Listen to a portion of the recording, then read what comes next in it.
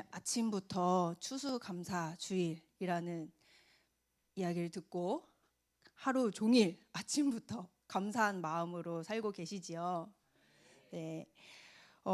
추수감사주일이 되면 한 번씩 떠오르는 에피소드가 있습니다. 2000년대 초반쯤에 이제 막 고급져 보이는 패밀리 레스토랑이 막 생기기 시작했었거든요. 근데 저에게 그때 당시만 해도 가장 고급진 외식은 경양식이었습니다. 아시죠? 경양식. 네. 그 스프도 나오고 모닝빵도 나오고 거기에 이제 돈가스 이렇게 칼로 썰어 먹는 돈가스. 그게 저에게는 그때까지만 해도 최고의 외식이었습니다. 근데 새로 생기는 레스토랑을 이렇게 보니까 비싸 보이는 스테이크와 파스타 막 맛나 보이는 음식들이 되게 많더라고요. 이렇게 얘기했을 때 성도님들 머릿속에도 떠오르는 이 패밀리 레스토랑 이름들이 이렇게 하나씩 하나씩 떠오르실 텐데요. 맞습니다. 아웃백 아시죠? 빕스 들어보셨죠? 그리고 TGI 프라이데이라는 또 패밀리 레스토랑이 있었습니다. 네, 요 간판이에요. 네. 자주 갈 수는 없는데 어쩌다 이제 뭐 교회에서라든지 기회가 돼서 가게 되면은 너무 좋았어요. 근데 그 중에 이 TGI 프라이데이라고 하는 곳은 야, 레스토랑 이름인가 보다라고 생각하면서 무슨 뜻인지 궁금해하지도 않았었는데 어느 날 이 TGI 프라이데이를 한번 갔다가 그 뜻을 알게 된 거예요. T 뭘까요? 네, 땡스. G 뭘까요? 저 기빙인 줄 알았는데 갓이더라고요. 갓.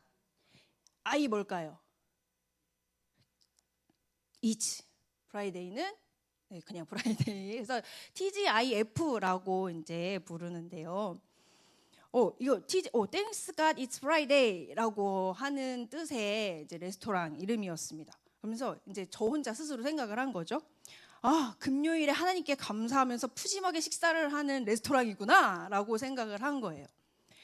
그래서 의미가 너무 좋네. 하나님께 감사를 드린다니까 하나님께 감사를 드린다니 그러면서 자주 이용을 해야겠다라고 생각을 했었습니다.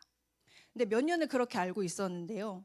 저희도 이제 6일을 일하다가 어느 날부터인가 5일째를 하게 됐잖아요. 5일째 일을 하게 되면서 이제 토요일 날 쉬다 보니까 영어 시간에 선생님이 이런 말을 가르쳐 주시더라고요. Thanks God it's Friday. 저 식당 이름인데. 그러면서 뭐지? 했거든요. 근데 선생님이 얘기해 주시는 거예요. 이거 아싸 드디어 주말이다 라는 뜻이라는 거예요. 네, 저한테는 하나님께 감사하는 날 아니었어? 였는데 그냥 그런 거 있죠. 저희한테 불타는 금요일 즐겁게 보내세요 라고 하는 인사처럼 아싸 주말이다 라는 뜻이라는 거예요. 충격이 너무나 컸습니다. 네, 그런 거죠. 이제 오마이갓 할 때 하나님을 찾는 게 아니잖아요. 그냥 맙소사 하는 거지. 이것도 그런 감사 인사를 하는 것 같았지만 그냥 인사식의 영어였다는 것을 알게 되었습니다. 이게 하나님께 감사하며 먹는 식사인 줄 알았던 TGIF는 그러니까 땡스기빙 데이가 자꾸 떠올라가지고 추수감사주의를 맞이할 때마다 저 혼자 풋 하고 웃는 그런 식당이 되었습니다. 추수감사주일의 유래는 우리 성도님들도 대부분 다 많이 들으셔서 아실 텐데요. 1620년 너무 멉니다. 1620년 메이플라워호를 타고 이 신대륙 미국에 정착한 영국 청교도들이 이듬해 11월 추수를 마치고 3일간 축제를 열었던 것을 기념하면서 생긴 날입니다. 미국 선교사님들에 의해서 이제 한국에도 전해지게 됐고 이게 이제 우리나라에서도 11월에 추석감사절을 지정하기도 했었는데요. 지금 개신교에서는 수많은 논의를 거쳐서 11월 셋째 주일에 추수감사주의를 지키고 있습니다. 그런데 이제 아주 가끔 청교도들이 만든 절기를 미국에서 만든 절기를 왜 우리가 지켜야 하나요? 추수감사절이 성경에 나와 있는 것도 아니고 왜 우리가 지켜야죠? 라고 물어보시는 분들이 계시죠. 우리 관악중앙교회는 그런 분 안 계시죠? 네. 안 계시지만 다시 리마인드하는 마음으로 우리 감사의 절기를 한번 보려고 합니다. 우리나라에는 설날과 추석이 있는 것처럼 유대인들에게는 유월절과 초막절이 있습니다. 우리나라 사람들한테 설날과 추석 중에 어느 것이 더 큰 명절인가요? 물어보면 대답하기 곤란하시죠. 뭐가 더 크지?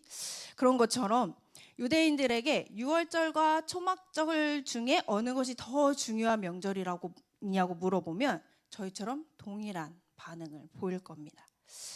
저희 추석쯤에 이런 표현이 있죠. 더도 말고 덜도 말고 추석만 같아라 라는 표현이 있는 것처럼 유대인들에게 초막절은 감사, 기쁨, 기대가 충만한 절기입니다.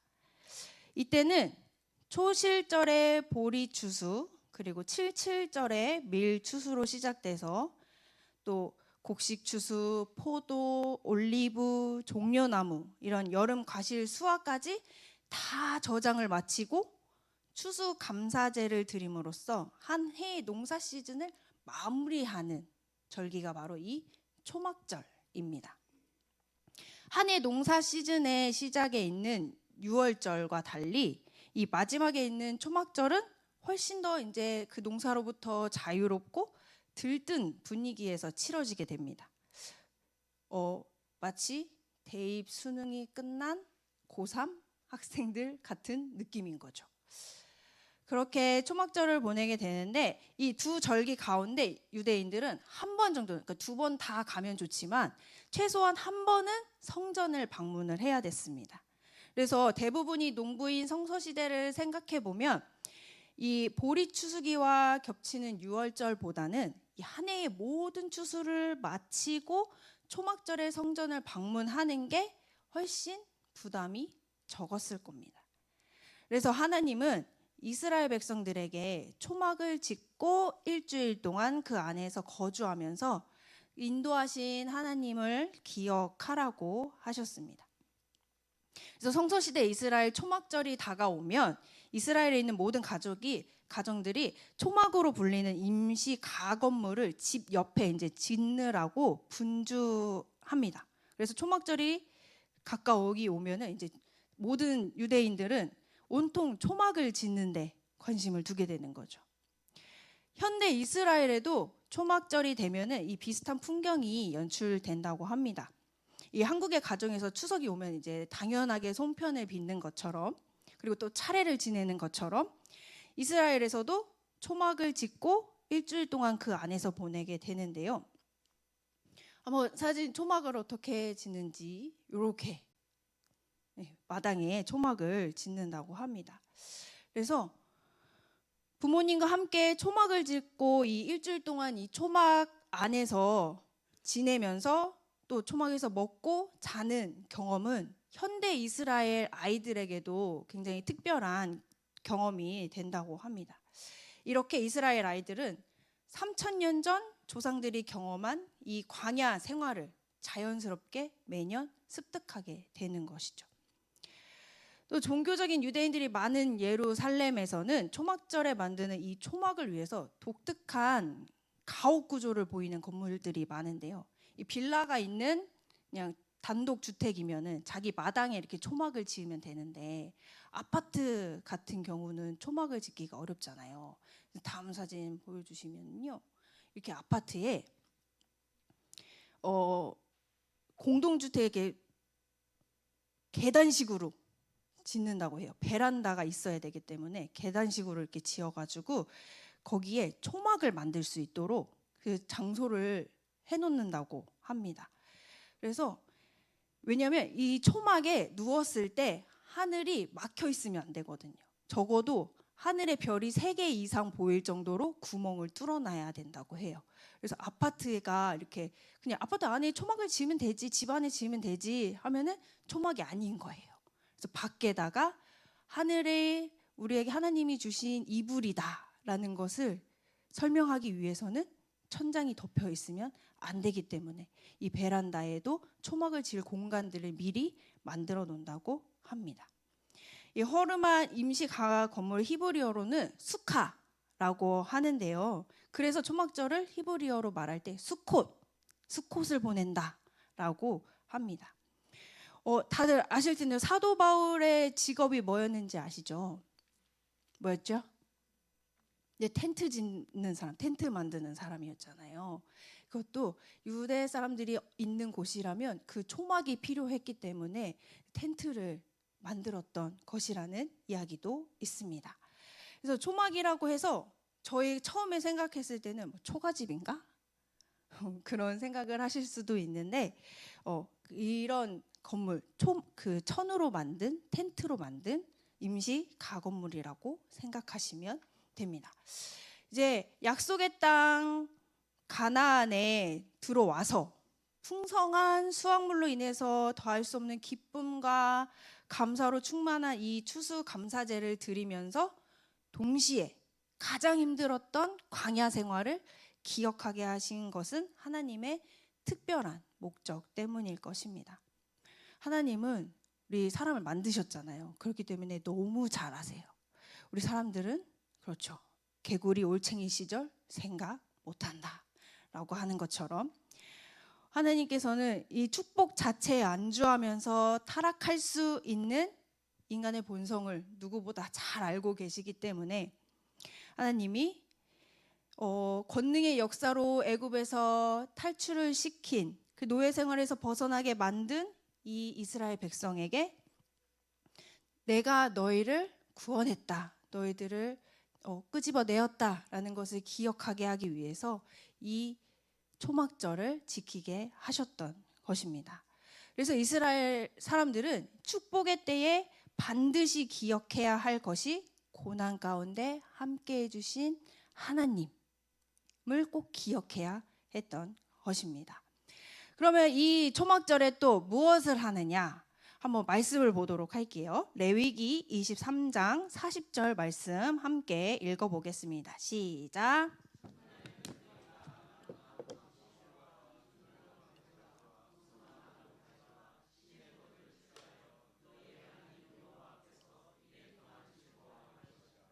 아멘. 초막을 짓는 행사와 함께 초막절이 가까이 오면은 이스라엘 시장에는 초막절에 흔드는 4가지 식물인 아르마미님이라는 것이 나옵니다. 한번 사진 볼까요? 이렇게 생긴 4가지 식물인데요.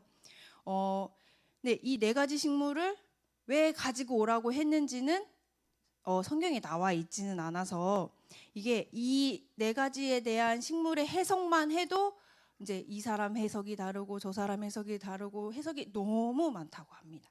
그 중에서 한 랍비가 이렇게 해석을 했는데요. 종려나무는 광야 생활의 40년을 상징하고요. 버드나무는 요단강을 건넌 기적을 상징하고요. 무성한 가지는 이 젖과 꿀이 흐르는 가나안 땅을 상징하고 아름다운 나무 실과는 가나안에서 거둘 열매를 상징한다고 합니다. 이건 한 랍비의 이야기인 거고 굉장히 무수한 해석들이 있습니다. 자, 초막을 짓고 4가지 식물도 이제 시장에서 준비해서 갖게 되었습니다. 그래서 성서시대 때에는 일주일의 초막절 기간 동안 이 제사장 뜰에서 예루살렘 성전에 들어온 순례자들이 모두 참여할 수 있도록 2가지 행사를 진행했습니다. 첫 번째는 물을 붓는 관제 의식인데요. 이렇게 물을 붓는 행사를 하는 건데요.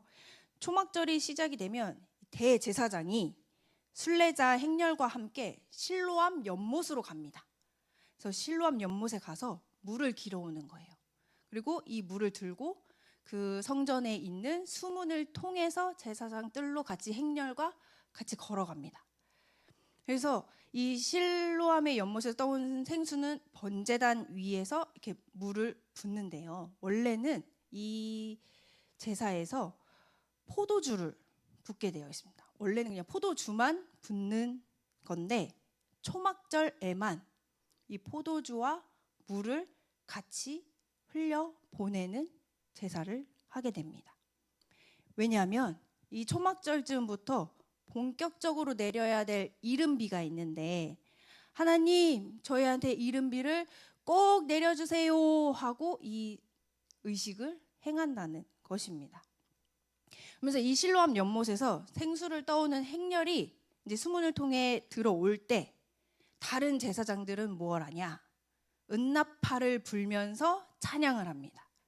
이사야서의 말씀으로 지어진 찬양을 불렀는데요. 우리 이사야 12장 2절에서 3절 말씀 함께 읽어보겠습니다. 시작.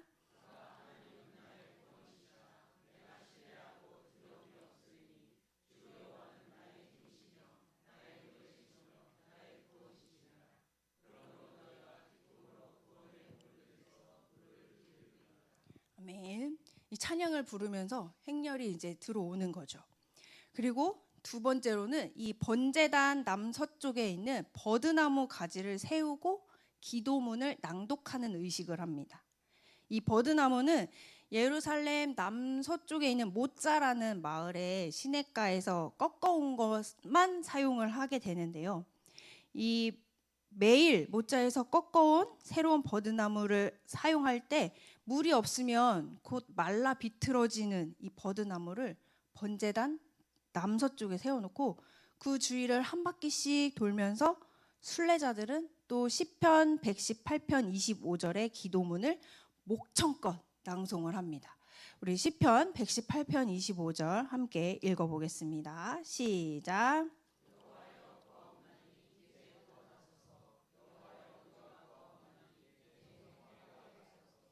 아멘. 이 기도문에 두 번 반복되는 여호와여 구하옵나니는 히브리어로 하면 호시아나 호시아나라고 합니다. 어디서 많이 들어본 것 같지 않나요? 호시아나. 네, 맞습니다. 우리들이 즐겨 부르는 호산나 찬양이 여기서 나왔습니다. 우리를 구원하소서라고 번역되는 이 호산나는 매일 제단 남서쪽에 이렇게 세워진 버드나무 가지를 가리키는 별명이기도 했습니다. 사진이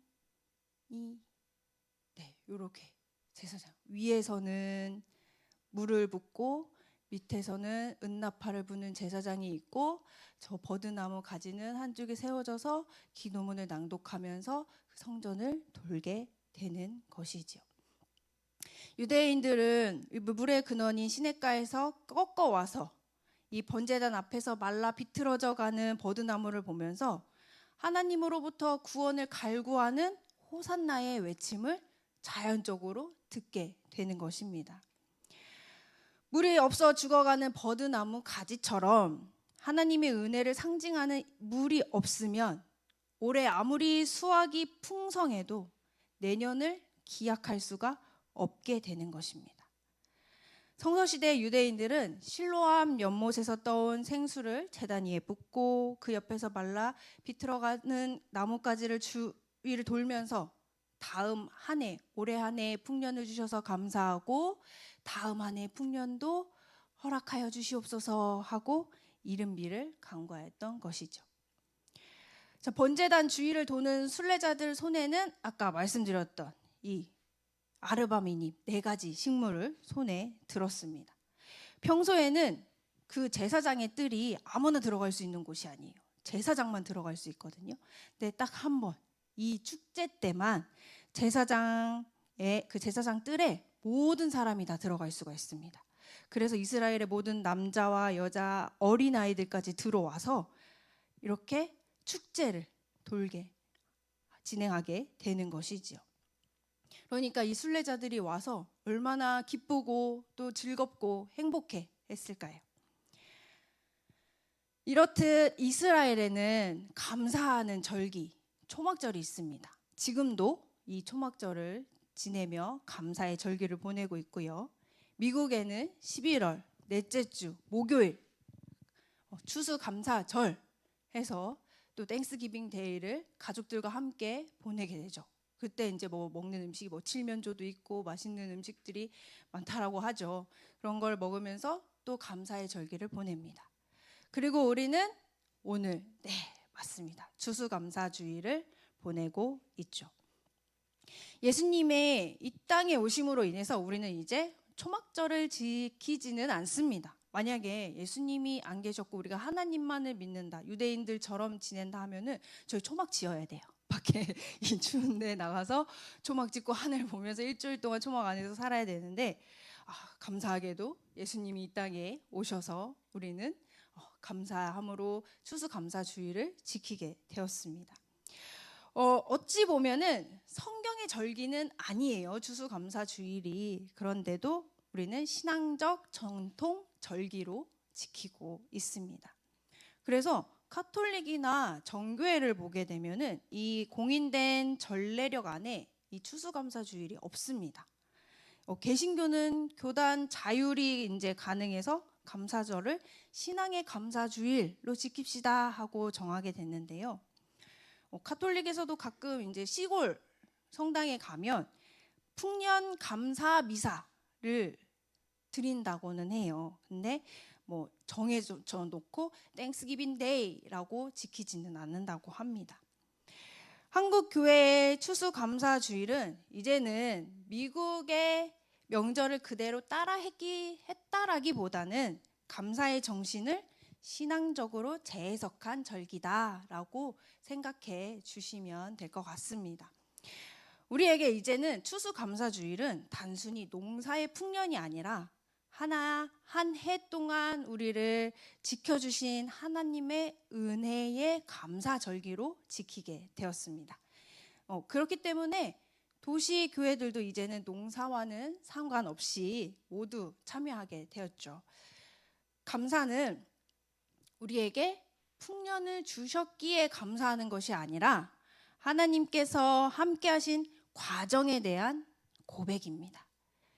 건강을 주셔서 감사, 원하는 대학에 들어갈 수 있게 하여 주심에 감사, 좋은 회사에 취직할 수 있게 하여 주신 것에 감사, 아주 당연한 감사 제목들이죠. 그렇다면 몸이 아프지만 그럼에도 하나님께 기도할 수 있게 하여 주심에 감사, 내가 원하는 학교에 가지 못했지만 그럼에도 다시 준비할 수 있게 하여 주심에 감사, 내가 좋은 회사에서 잘렸지만 그럼에도 다른 회사를 알아볼 수 있게 하여 주심에 감사, 삶이 내 맘대로 흘러가지 않아도 감사, 하나님의 계획하심을 기대하게 하시니 감사, 모든 삶 가운데에서 인도하여 주시는 하나님 은혜에 감사. 아멘. 감사함을 잊고 살다가도 추수감사 주일이 딱 오면 맞아, 다시금 우리 하나님께 감사해야지, 감사하는 게 맞지 라고 생각할 수 있게 해주시는 것 같습니다. 오늘은 더더욱 감사하는 마음을 가지고 하루를 보내셨을 것 같은데요. 2025년 한 해를 되돌아보면 하나님께서 함께 해주셔서 그 모든 과정들이 다 감사했다라고 고백할 수 있는 우리 관악중앙교회 성도님들 되시기를 소망합니다. 아멘. 저희 찬양할 텐데 저희 찬양이 너무 좋더라고요. 그러니까 항상 이제 부르고 있기는 하지만 특별히 이 추수감사주일에 너무 잘 어울리는 찬양이기도 하고 또 우리에게 주시는 은혜에 감사할 수 있는 찬양이어서 우리 함께 이 찬양을 부르고 기도하려고 하는데요. 가사를 곱씹으면서 또 감사하는 마음으로 함께 찬양하고 기도하겠습니다.